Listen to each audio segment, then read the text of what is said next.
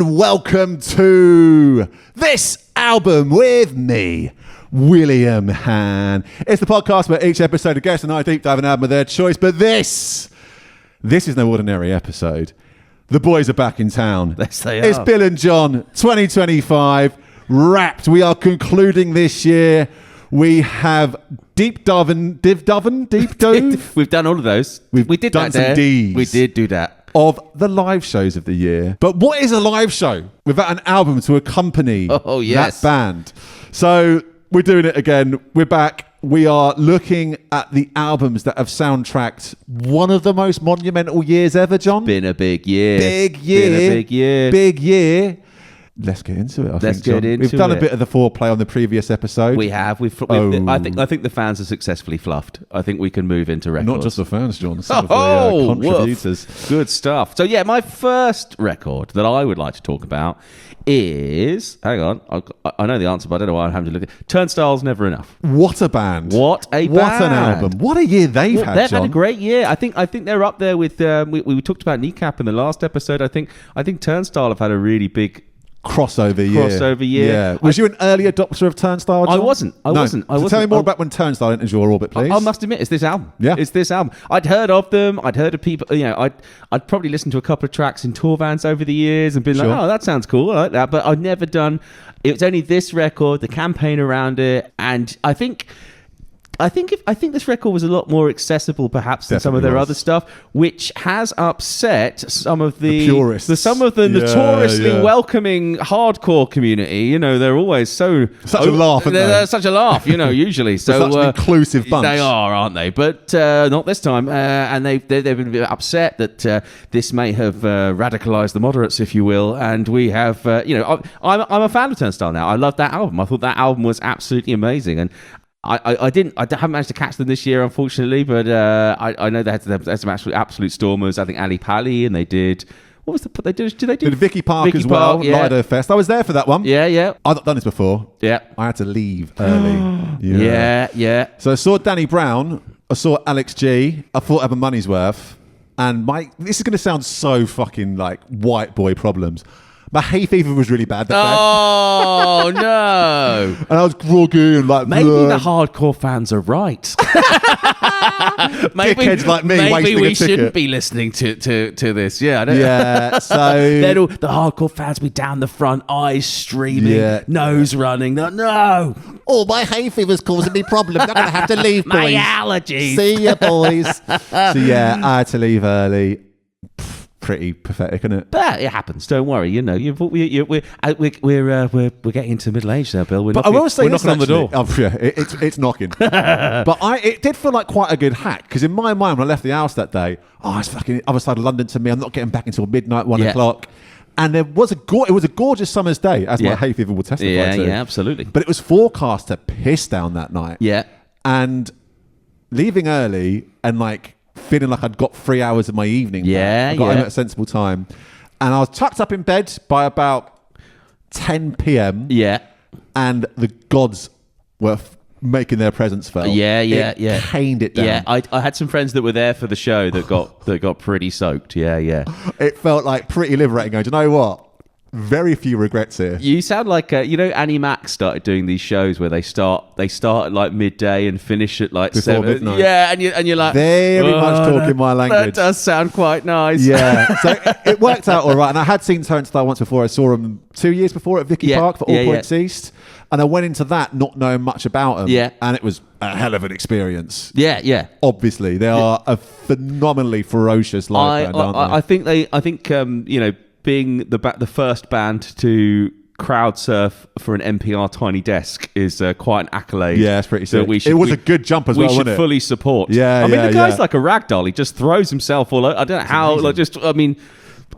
Amazing, impressive. So so the album was great. It just really resonated with me and lots of other people. Yeah, exactly. So yeah, no, I just look forward to hearing more from them, and now calling myself a Turnstile fan. So and a lot of that about John. Don't worry. And I used to. There was a time in my youth where I'd be like, oh, should I have been? I'm late on this. Should I have known a bit more? But fuck that. You know what I mean? No. Like that's what music. Sorry for not having my fingers all over the hardcore scene. Yeah, I mean, I'm sorry. Like, it happens, and surely people's music being more accessible and more discoverable and a bigger fan base is only a good thing. That's ultimately what everyone wants, isn't it? So yeah, no, I'm looking forward to, and I will definitely go back and start listening to the other records because it grabbed me. Well, the other stuff is very different to this. I mean, the other stuff is proper hardcore, whereas some of the songs on this album, with different production, they would be like indie songs. That sound like the Strokes and stuff I think that's probably what the hardcore fans had a bit of a problem with. But whatever. We've all got problems, John. We've all got problems. Yeah. But we're not all selling shitloads of records and t-shirts. And t-shirts. Don't forget the t-shirt. I went on tour with a band who were in the hardcore scene. I couldn't believe. It was a band called Citizen. So we went on tour with them. They're sort of emo, more of an emo scene, really, actually. But I went on tour with them with Honey Lung, and I could not believe the amount of merch they sold. They actually had a qualified accountant on the merch desk. What? Yeah, he wasn't. They didn't need to be a qualified accountant. Sure, but he was. He happened to be a big fan of the band. Was a qualified accountant. Had the biggest bum bag full of cash I've ever seen in my life, and was just churning out these like sweatshirt after sweatshirt after sweatshirt. They made $2,000 a night on merch alone, and that was 10 or so years ago now. And so I'm always amazed to see those particular the heavier fan bases, like they sell so much merch. Yeah, like sure. that's what keeps them going. Because people, it's part of it's not just a scene. It's a sort of it's a style and it's a vibe, a subculture. So it's a lot strong. It's a lot stronger in those smaller communities. So support your local hardcore band. Yeah. You never know when they might write a pop album. So that was one of mine. That was what a great album that I really enjoyed this year. Well, it's a great link to my next artist, if you don't mind, my next album. Someone that's got big ties to that band. Yeah. This might surprise a lot of people. One of my favourite albums of this year is Hayley Williams with Ego Death at a Bachelorette Party. Yeah. I must admit, I haven't heard this record. It is a stunner. Yeah, I'm going to go. Are you a Paramore guy at all? I at the time, I'd take it or leave it. To be honest, I mean, I like what I heard, but it wasn't something I'd sit with. It wasn't. I think I might have seen them at a festival or two over the years. But, I never have. I've never really been a Paramore guy, and never disliked them either. Yeah. But I heard that this album was really good, and I don't think I'd have been doing my due diligence. Absolutely. Did I pronounce that correctly? Yeah, why not? Diligence. Do. Now I'm doing it wrong. I had to do something, John. I had to do something. We were fumbling on M's in the last podcast. Now we're onto the D's. You, me, and letters. We just can't. I know. It's terrible. The post office would be very upset. Carry on. It's well good. Yeah. It's well good. It sounds like Courtney Love in places. Oh, that's good. It sounds like Alanis Morissette in places. Ooh. It covers a lot of ground. I think the songwriting and the production is a lot more interesting than their other stuff. Mm-hmm. And there's some really great wordplay. There's a song called Parachute where she talks about falling for someone and then not having a parachute, which is a really good play on words. Yeah, so there's some really great lyrics on it, really big sounding anthemic choruses. Mm-hmm. I want to go see her live. Yeah. It was great. Let's go. I'm a Hayley Williams guy now. Let's do it. So, yeah. We've picked two albums that don't really represent us as people normally, I don't think. No, but that's what this is all about, I think that's why I actually, That's why streaming can be a good thing, right? I think so, yeah. But thank you for having me on, because actually I was thinking, but leading up to this podcast, I think the nature of streaming. I listen to a lot of radio first and foremost. I have the radio on all the time. As soon as I get in the house, radio goes on, and that's how I consume most of my music. And then occasionally, I'll find a single or I'll listen to a single. But actually, sitting down with an album, I've taken to doing it when I've been running recently. Running's a relatively new thing for me. I know it's a big thing for you. And I'm putting an album on while I run is nice. And putting an album on the car is good as well. But it's sitting. But this man hates driving and running, so it's never. Yeah. But yeah. So when you asked me on, I was like, yeah. Do you know what? This is actually great because it gives me. I need to sit down and listen to these records, and this gives me a good chance to do it. So I've listened to a bunch of albums, and it's nice that you've obviously discovered some new stuff by doing that. Well, that's quite a good segue because something that we talked about on this podcast is that I've set myself a target 2 years ago to listen to as many albums as possible. And I haven't got a spreadsheet or anything. I just add them to my notes on my phone. I'm looking at it now. It's impressive. So I think we need you to get a calculator out, John, if you don't mind. And we're going to count how many albums I listened to this year. Sorry. Yeah, we're doing it. Where's the calc? So these are all like albums that are new to me, not necessarily new this year. Yep. And it's all new albums. I've never heard any of these before. I listened to them start to finish at some point this year. So in January, I've done 29 albums. Yeah. Including, let's have a look, Lambrini Girls. Nice. Joe. FKA Twigs. Lovely. The Neptunes. Franz Ferdinand. In February, 24 new albums, including the likes of, well, actually, Paramore. There you go. Oh, there you go. Steely Dan. The Velvet Underground. Sam Fender. Heinz.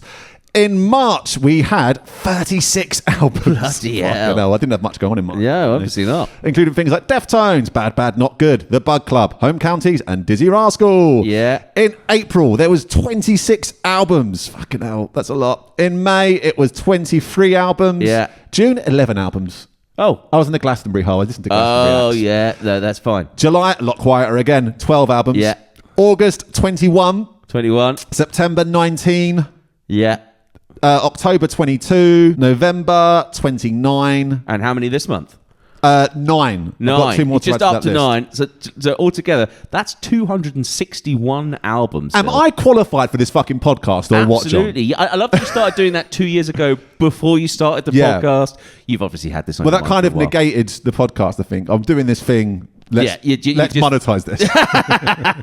Otherwise, I'm just some dickhead with a long notes. Subscribe below. Yeah, exactly. So no, that's great, man. Yeah, and I think I've been doing not obviously on that scale, but I've certainly been trying to listen to more records this year. Going through my Spotify Wrapped is a weird one because it looks like I listen to loads more music than I actually do because Sinead sleeps with Spotify playing.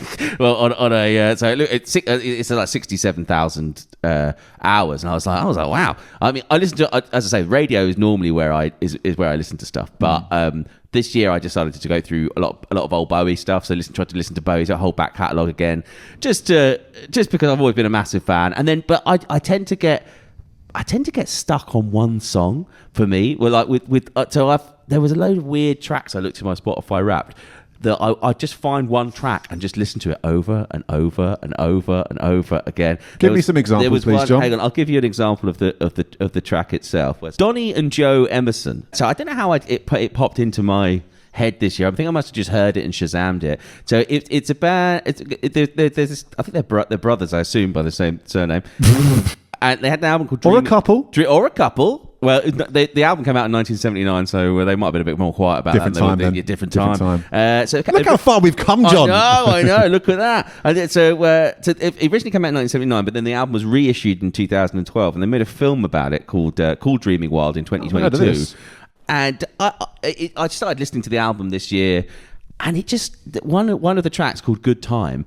I just couldn't stop listening to it. I just kept listening to it. Do you know they say, if you've got a song stuck in your head, just listen to it a few times and it'll go out? Nope. Just kept doing it over and over again. It's a flawed theory. I was pissing people off listening to this tune. I had about a bunch of Instagram story, everything I was doing. I was like, I'm having a good time. Instagram story, put it on. Driving in the van, put it on. Driving to work, put it on. So I had that so I got stuck on transfixed on this one tune. But the album itself is great. I haven't actually seen the film yet, but the album is really, it sounds really fresh. It sounds like a classic album that was sort of lost to the 70s and never quite, for some reason, never quite made it. But it's found its audience now in South Ruislip. Which is amazing. Yeah. Well, it's not just me. I mean, they made a film as well, but it has a bunch of streams and it's definitely worth listening to. But obviously we don't just listen to new albums, do we? We listen to old classic albums as well. So that was one of the older albums I've been listening to. Also, I've been listening to a lot of Labi Siffre, which is unusual. Not a name I'm familiar with, John. Do you remember the song "Something Inside So Strong"? Do you remember that? So that's Labi, and he had a song called "Bless the Telephone," which I popped up on my Instagram, like an old remastered version. I think it was live at the BBC, and I saw it there, and I thought, wow, that's a really beautiful tune. I've never heard that from him before. So then I went back and listened to his old albums. So I've been listening to a lot of that recently as well, and it's very sort of gentle, beautiful music, which actually brings me into my next record. Talking about something gentle and beautiful, I wanted to talk about Jacob Alon So Jacob and Long, they are signed to Island Records. They have been doing very well. That you might have seen them on Late with Jules Holland I think last year. But the album came out this year. It is beautiful, really delicate. They're from Glasgow, I think. Bumped into them at it was Ypsic Rock at the bar. There was talk of free booze. A Glaswegian at the bar. A Glaswegian at the bar. I've heard it all now, John. Yeah. There was talk of free booze at the.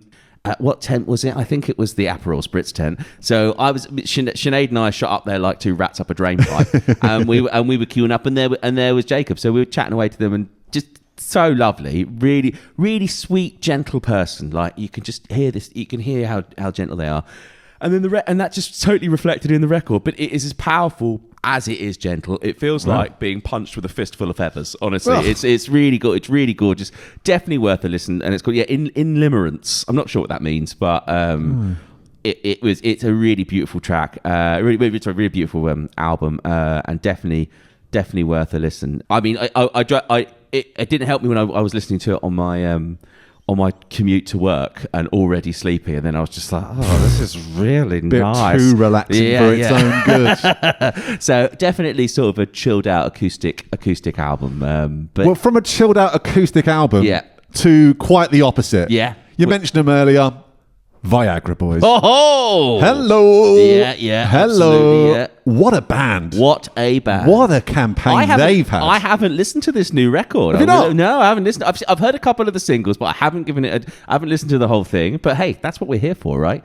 We're doing it anyway. We're doing it. That surprises me. You strike me as a Viagra man. I'm a Viagra man. Absolutely. Well, sorry, a Viagra Boys fan. Thank you for. But I haven't actually had a chance to listen to the full record. So you heard the singles though, right? I've heard the singles. Yeah. Yeah. Man of Me is Man Made of Me. Is that what it's called? I believe so, yeah. Man of Me. Possibly one of the singles of the year. Yeah. It is a stomper. And it's so nice to hear someone belch on record and keep that take in. Have you heard that bit? Yeah, I have So funny. No, it's excellent. Yeah. So funny. And there's the lyric about, I found a crouton underneath the futon. Yeah. These men are operating at a different level, John. Absolutely, yeah. It is an absolute step forward for the band. The production quality is well above what they normally do. Yeah.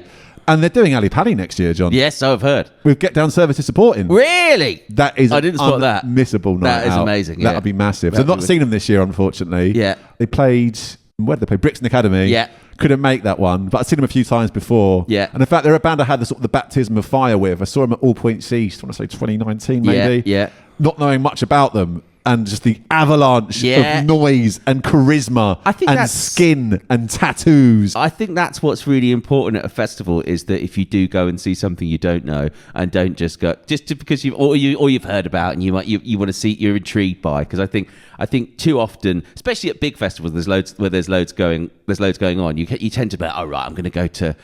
I mean, you always have the best intentions at festivals, don't you? To be like, oh, I'm going to go see that band, and then I'm going to have a pint, and then I'm going to go see that band, and then I'm going to see that band. And actually what happens is, you go see one band, you see your mate, they go, I'm going to go and see this band, do you want to come with me? You go, yeah, and the whole lineup, everything. Well, I don't know about you, but for me, I'm always just flitting around all over the place. Yeah. And then sometimes you do find something something new you like. And Viagra Boys, as I briefly mentioned earlier, I saw them at the... I saw them on the same lineup with Fontaine's DC in 2019 at South by Southwest. They were amazing. I tried to talk to him afterwards. He didn't want to talk to me. No, he's not someone I don't think I'd want to have on the podcast. I don't think. He'd eat me alive, I reckon. He's quite scary. He's quite scary. I saw him at Primavera a couple of years back, and they were like one of the last bands on the Sunday. And he's got on stage and gone, I'm nearly going to make it. I'm nearly going to make it. I've been in the hospital for 2 days. I'm sunburnt. I've got sunstroke. I'm dehydrated. I partied too hard on the first night. My tattoos haven't healed. He was like, he really got caught up in festival fever. Yeah, it's easily done. We've all been there. We've all been there. Yeah, absolutely. He put his body on the line for punk rock. But yeah, it's tough. It's tough at the top. I mean, we've definitely done that. Look at these bodies. But I'm keen to see what they do next. I mean, they've really taken a leap forward with this album. They're a big band now. Mm-hmm. And are they going to sustain that on another album? Let's find out. Let's hope so. Let's find out. More Viagra Boys, please. What you got next, John? My turn. What we got? So the next one I'm going to go for is Honk Honk. It's Geese. Oh. We are living in a Geese age, aren't we? We are, and now is the Cameron Winter of our discontent. There we are. So Geese getting killed. Everyone's favourite new band. everyone's favourite band. Everyone's loving it. I must admit, so this record, I love it. When I heard the record before 3D Country, I was absolutely blown away by it. With this one, it was more of the same for me. I was like, I do dig this, but I think I've got such a fond spot in my the 3D Country took such a sort of fond. Oh, are you going back through? It was the previous year, actually. The previous year you listened to it. Let's have a look, because I know. Previous year, the first album I listened to on New Year's Day, I went for a run that morning, because I didn't go out on New Year's Eve. Yeah. And that was the first album I listened to that day. And I listened to it because the previous day, you'd done an Instagram post about it. Boom, there you go. Micro-influencers, that's us. You influenced me. And I think the second and third track on that previous album are two of the best songs of recent times. Absolutely, yeah. Absolutely flawless. I think, and I think this record is also amazing, but I didn't have the same... That when I first heard that 3D Country, I was like, whoa, wow. It's a lot more direct, I think, that previous one. This one is a bit weirder in places. And I think for the first time in such a long time, it's taken me a while to get into this one. You have to really lean in. Yeah. The first few times I listened, I was like, I'm not getting it. Yeah, I'm not getting it yet. I think that's the thing, because when I heard the first one, I was instantly in. Yes. Whereas this one, it's 2-3 listens. But now I'm like, this is it. I'm into it. And obviously Cameron Winter's having a stormer as well. Like, he's doing such a great job. He just did the... It was Carnegie Hall this week. Carnegie Hall. He did 2-3 nights at the Roundhouse. 2 at the Roundhouse. Two at the Roundhouse. And just him and the piano. Just him and a piano. I mean, gorgeous. So that is... So he's doing great. And he's 22. It is insane. It's insane. What were you doing at 22, John? I was with you in Uxbridge, I think, probably. Sounds about right. Probably, yeah, doing poppers. Actually, talking of, I should have segued that. Talking of poppers, there's a song called "Liquid Gold" on Jacob Alon's album, which is a little nod, little nod to the sexy headache you get from a taste of exploits of yesteryear. Is a wasted youth a bit too much hyperbole there, John? I think it's time pretty well spent. Oh, absolutely. Why not? Absolutely. Here we are now. Look at us. It's podcast fodder at least. Podcast fodder. What you got next? Your turn. If you don't mind. Batting it back to you. Joe the Crux. Joe with a D at the front of it. You're looking quite blankly here, John. No, tell me more. Joe Keery, right? AKA Steve from Stranger Things. Oh, yeah. He is, well, obviously incredibly talented. Yeah. Painfully handsome, and the owner of the best hair of all time. Good hair. Yeah. Also, good fucking records. Yeah. So this is his third album. He's done 2 before, which were a bit more early Tame Impala influence. Yeah. Whereas this one is taking influences from all over the place. There's a really Paul McCartney song called Charlie's Garden. Yeah. So fun, plinky plonky piano. There's other stuff which is really sort of Fleetwood Mac sounding. And he's got a really weird singing style where it almost feels like he's not giving it his all. Yeah. But still sounding quite powerful. And the production on it is gorgeous, full of ideas. You never really quite, a bit like with Geese really, you never quite know what's next and where the song's going to go. There's loads of great changes in his songs. Nice. And it's really fun. And there's a sort of T-Rex inspired Stomper, which I think is the last song on the album. Mm-hmm.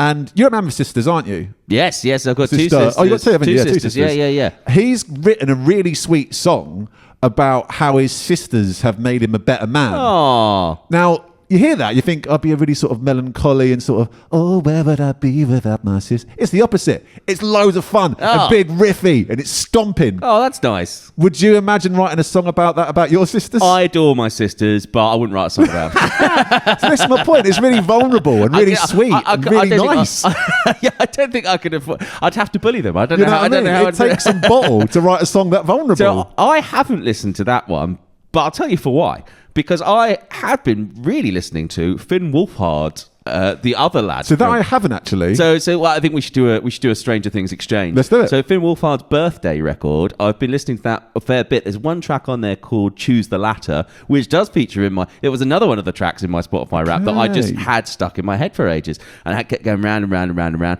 And so that's a great tune. And I did give the album a little bit of a listen. And there's loads more great tunes on there. Didn't make my top 5. Sure. But I was listening to that, and I thought I can't listen to 2 kids from some Stranger Things albums, but I think I'm going to have to do it. I think you should. They're a talented bunch of kids. Talented bunch of kids, man. Strange, but... Strange, absolutely. What you got, John? Oh yeah, me next. So, whoa, that's all right. We'll cut that out. Keep it in. Keep it in. A band called Wednesday. Yes, please. Yeah. So I was lucky enough to go to Green Man Festival last year, and the band I was working with were doing a live session in their little Round the Twist tent. So it's like one of the smaller tents. They film a live session, and we got there early, which is quite uncharacteristic for us. And we were getting things ready. And while we were doing that, there was another band that were on before who sounded amazing, and I was like, "Who's this band? This band sounds really, really cool." And like it was, even though they were filming a live session, the tent was heaving, and I was sort of squeezing my way in. I was like, "What is this? This is really great." And because it was a live session, they don't do like, "Hey, we're Wednesday." They didn't really do any of that. And then as they walked off, I saw my friend Nancy, who's married to Ben, who books the festival, and I was like, Nancy, who was that? She's like, oh, that's Wednesday. I was like, oh yeah, I'd heard of them, but I hadn't really seen them before. And I only saw three tracks at the session, but I was like, wow, they're great. And the guitarist was really cool, who is MJ Lenderman, who had one of my favorite albums of last year. And yeah, no, I just thought they were brilliant. So when the record, so how would you describe them sonically, John? So I would describe them.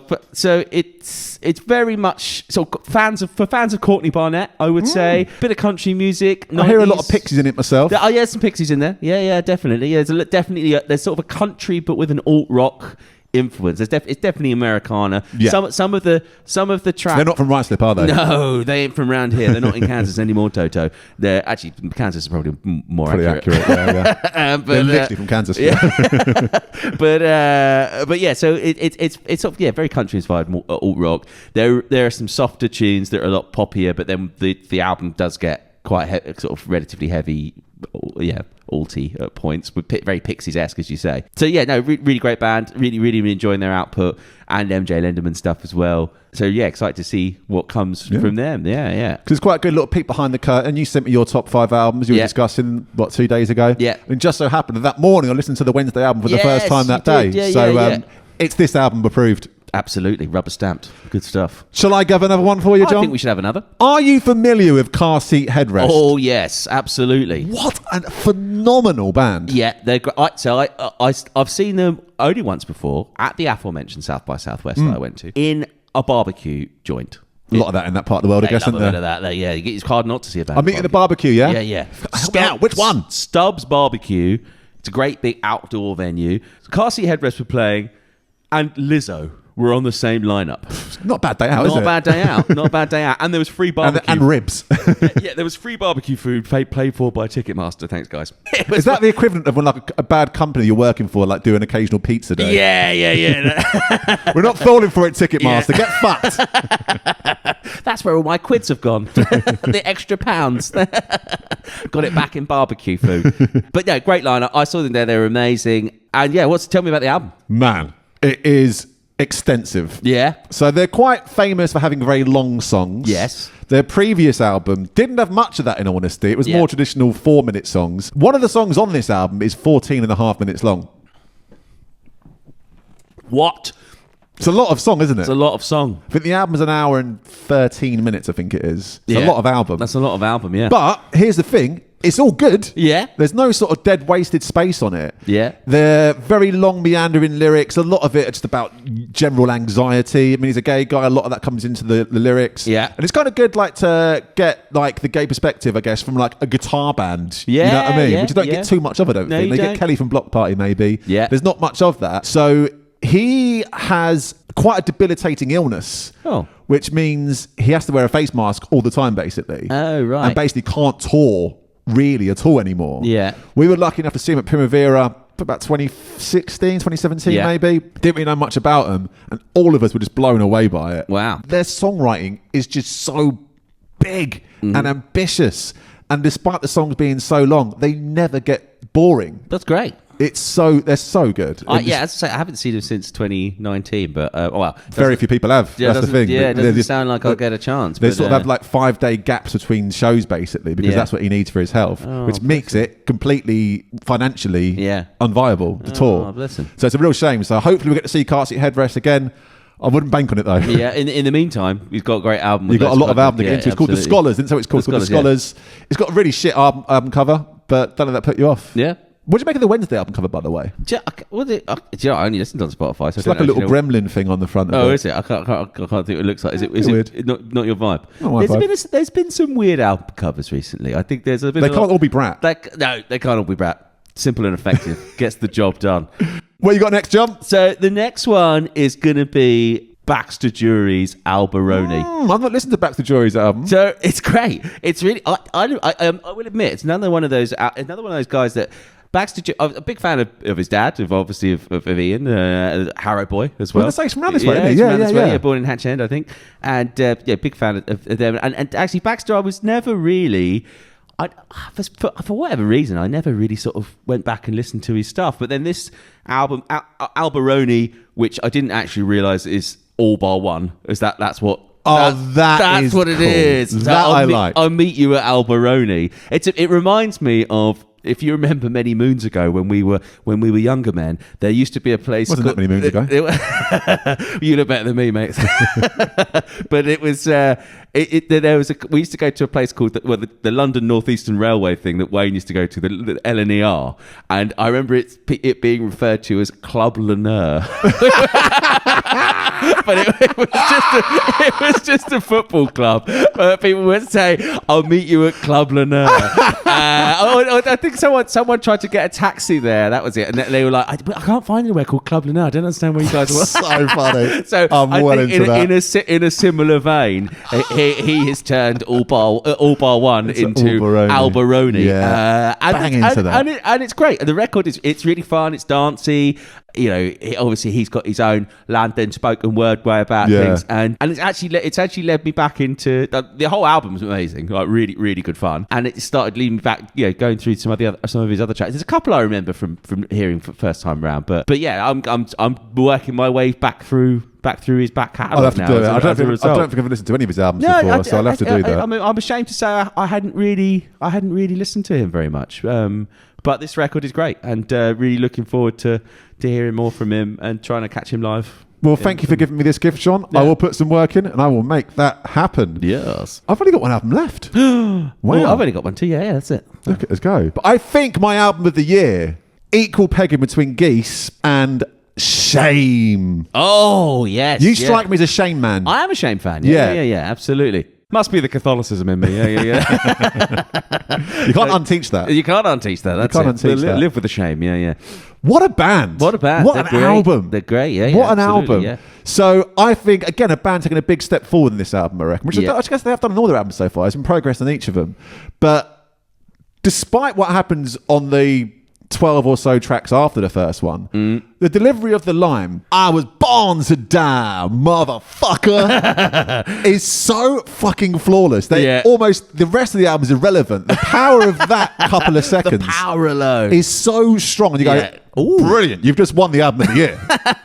All it took was that bit. Fantastic. That bit is so good. Yeah, that the rest of it. It's good. Amazing. It doesn't matter. It's album of the year based off that delivery of that line alone. Brilliant. I admit I've heard a couple of tracks. I haven't given the whole album a listen, but as I say, that's what I'm here for. It's really good. That's why I watch your podcast, is to find albums that perhaps I haven't given enough time to. It's not for my good looks.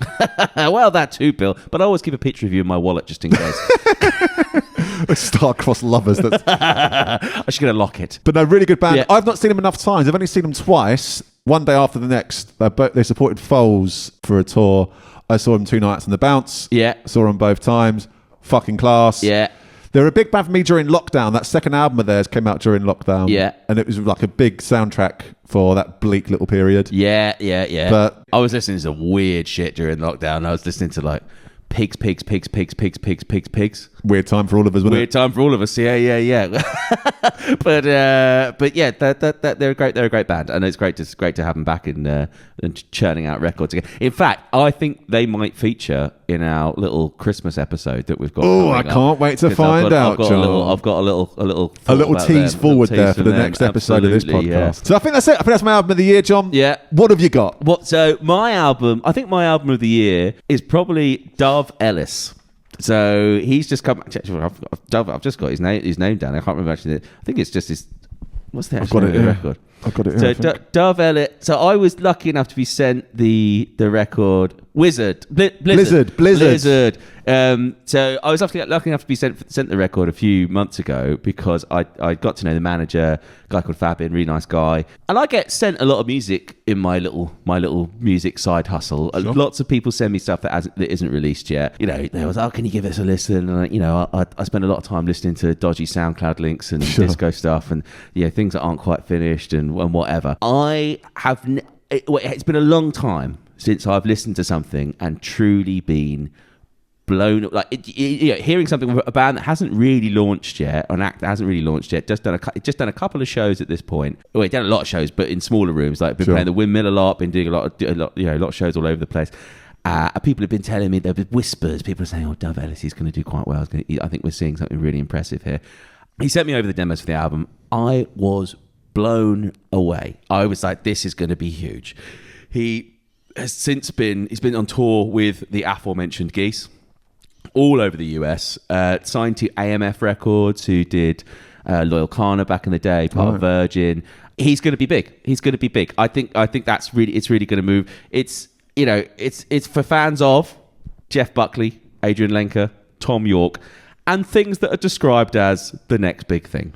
I heard a lot of Arcade Fire in it. Yeah, there's a bit of that in there. It's not quite as grandiose, but like the piano parts and stuff. Definitely reminded me of Arcade Fire. I think we're going to see more from him. I think he's made a big imprint on everyone's talking about him in the US now, and I think he's going to come. Where's he from? He's Irish, right? He's Irish. Yeah. So he's another Irish act that's absolutely smashing it. Yeah. So he's another Irish guy, and it's so really, really love that record, and it was nice to. I was super excited about it from the moment I got sent it. It was nice to see that everyone else was as well. You just you hear something, you're like, yeah, this is going to go, and he's doing really, really well. And I think Enemy gave him 4 out of 5. I think Stereo Gum 5 out of 5. Pitchfork 5 out of 5. It's he's pretty much lighting up the switchboards across the board. So because even Nanny Mac and Nick Grimshaw, they were talking about on the other week on Sidetracks on their podcast. Oh, were they? Yeah. So that's like a big crossover thing. Yeah. They talk about more sort of pop stuff, as I guess, for the most part, as opposed to something quite esoteric, I guess. Yeah. So there's crossover. There's crossover. Yeah. No. So I think next year. So I would say. That was probably one of my little tips for next year. Actually, I've got a couple more. Actually, please. I think we've done our albums. Let's look forward to 2026, please, John. So there is going to be a couple of shameless plugs in here. Actually, plug away, my man. So tips for next year: West Side Cowboy. They are going to absolutely smash it. For fans of 4-part harmonies and bands that Island Records throw loads of cash at because they got a big deal. And they're going to. It's exciting that bands are still getting big deals, man. They're getting a big. I think we're seeing guitar music coming back. I mean, the people are investing in it. That's what it needs. It needs investment. It needs labels to want to invest in 4 people rather than 1. Yeah, which is a big ask. Yeah, absolutely. So it's great to see that record labels are willing to do that again. Yeah, and it's a really great they're a really great band. So just going back to it, West Side Cowboy, great band. They're going to do really well next year. I think they've just done an EP. There's a record coming, and I think they're pretty much on every cool festival lineup that you could possibly think of. We've done Glasgow and Truck last year. I managed to miss both of those festivals annoyingly. Yeah. But I see, and All Point Six is at 3 things I was at this year. I managed to miss them 3 times. So that's cool. Well, no, mate, don't worry. I missed Oasis, so I think you win. I'm fallible, John. Yeah. I am fallible. So they're gonna do well. Looking forward to that. The next, so not only is guitar music coming back, but also it never really went away in my eyes, but also indie sleaze. It's back? It's back. Come on! So they're threatening to take about 5 years now. But so we're starting to see some bands come through that have got a bit of a a bit of a sort of synth heavy, dancey, jumpy around, good stuff. I do think most of the noughties indie stuff, that's the stuff I think has actually aged better. Yeah, I think so than too. like a Pigeon Detectives. Yes, I know, or a Wombats. Yeah, I think that stuff, the sort of synthier, dancier stuff. It's still stuff I go back to now more than that. Yeah, absolutely. And so there's a band called The Itch, who I would definitely recommend you listen to. They're signed to Fiction. It's going to do well. I am personal friends with them. They're lovely. I've known them for years, so I have a vested interest. But also, they are just really, really good. I would describe them as LCD sound system, but fronted by a politically dissident David Byrne. You have my interest, John. Yeah, that sounds right up my street. Simon and Georgia, they're the soul songwriter, the songwriters, and yeah, really fun, really dancey. They played a party at the Shackwell Arms last night. I couldn't go because I was at a birthday party, but and you had to be in good form for this. I had to be in good form for this. Appreciate the professionalism, John. Absolutely, appreciate. Yeah, thank you. And then I've got 2 bands that I manage that I'm plugging next. That's no good. Throw them my way. So a band called Big Long Sun, new band I'm working with. Lots planned for them next year. That's what my dad calls me, actually. Big Long Sun. Fantastic. So yeah, Big Long Sun, like the big fiery ball in the sky. That fella. So, Sun. Right. Yeah. So they're from Brighton. They're doing some great stuff. There are 8 of them. Oof. That's a lot of people. The biggest tour vans I can. Yeah, I have to. That's like prohibitively I'm like driving expensive. around in the minibus. But we talk about supporting your local independent, indie band. Please buy our Please buy their merch. And you're managing these guys. I'm managing these guys, just taking them on. I know what. No, but the songwriting's great. We've had you had some. So talk me through instruments here. What are they all doing? So what are they up to? Essentially you've got 2 guitarists, a bass and drums, and then you've got 3 girls singing. There's a violin player. Wow. And then, so there's a lot going on. But it's good fun. They're great live. The songwriting's good. And now there's another band that this might be an exclusive because I haven't actually said anything about me taking them on yet, but we're talking about it in the new year. A band called World News. Now you might have seen them at Truck last year because they won the Truck introducing or whatever it is called competition where they loads of bands apply for it and then the best band wins. Yeah. So they got to play Truck off the back of that. They've recently had a huge viral success in America. They've got 3 million streams on their song "The Tin Man," and KEXP are playing them pretty much back to back. So I'm quite excited about them. So they're going to be pretty good next year as well. So there's my tips. Two bands I like, 2 bands I work with, and that's what you get. So looking forward to seeing those next year. They'll be. Actually, I can't announce what festivals they're playing, so I'll get in trouble. But you can tell me in the pub afterwards. I'll tell you in the pub afterwards, absolutely. It sounds like there's a lot to be excited about, John. It's been a great year. I've got a feeling 2026 is going to be even better. On to the next, absolutely. Fucking great. I've been William Han. I've been John He's Harbison. been John Harbison. They've been the albums of 2025. I have. And this has been this album. Thanks for having me, Bill.